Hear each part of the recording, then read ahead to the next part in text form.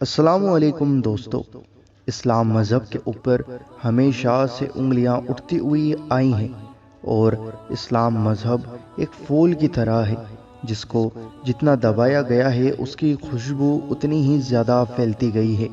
दोस्तों, गैर मुस्लिम भी इस्लाम मज़हब के ऊपर उंगलियां उठाते हैं, पर इस्लाम के अंदर बहुत सारे फ़िरके हैं जो एक दूसरे के ऊपर भी उंगलियां उठाते हैं कि तुम गलत हो, हम सही हैं। दोस्तों, जब बात ज़्यादा बढ़ जाती है तो मुनाजरा होता है। आज हम आपको बताने वाले हैं एक आशिक रसूल मोहम्मद पनाह के बारे में। मोहम्मद पनाह ने किस तरीके से अहले सुन्नत को सच्चा साबित करने के लिए अपनी जान को दांव पर लगा दिया और दूसरे फ़िरके को गलत साबित कर दिया। दोस्तों, अहले सुन्नत वल जमात और दूसरे फ़िरके में मुनाजरा होने लगा। जब मुनाजरा हद से ज़्यादा बढ़ गया तो बात हुई कि आग में कौन कूदेगा, जो बचा रहेगा और जिसको आग नुकसान नहीं पहुंचाएगी वह जीत जाएगा, यानी वही हक पर होगा।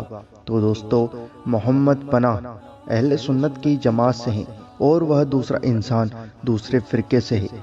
जब आग में कूदने की बात हुई तो मोहम्मद पनाह आग में कूद गए और 11 मिनट तक आग में रहे और मोहम्मद पनाह को आग कुछ ना कर सकी और वह दूसरे फ़िरके के इंसान को आग ने नुकसान पहुंचाया।